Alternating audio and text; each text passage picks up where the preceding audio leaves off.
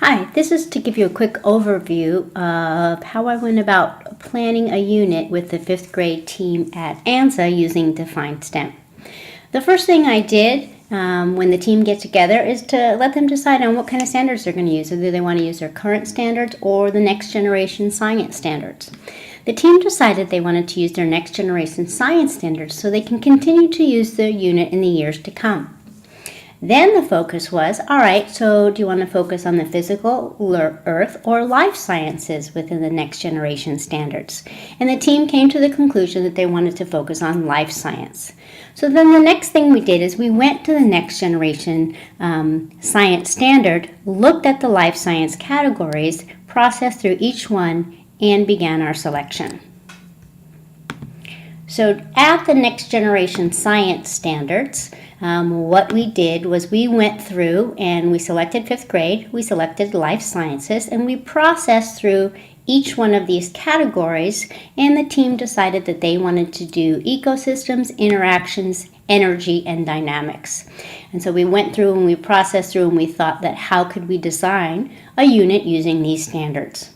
Then what we did is we went to DefinedStem and we actually drilled down to that standard. So we selected Next Generation Science Standard. We selected 5th grade. We selected the life science category. Then we selected the one we decided on a few minutes ago, and we drilled down to the very end. And the team decided that they were going to do the performance task, the nutritionist, and you can see it here on the right. So we went through that process. And what I did for the team is I was their facilitator, and I took notes and edited this performance task based on their skills that they wanted to focus on and the resources they wanted to use. So I went to the copy edit feature, went and go ahead and named it, and then I was their scribe, and I just went through all of these processes for them.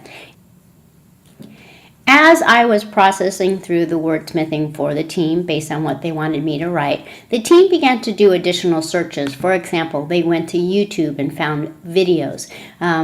Part of the task they were doing included sending a family on an expedition on Mars, and they also wanted to include a pet, so they found some videos on how to create homemade pet food. They also needed to find out how much each family needed to consume in a day, so they needed to figure out body mass index based on the size of each family member.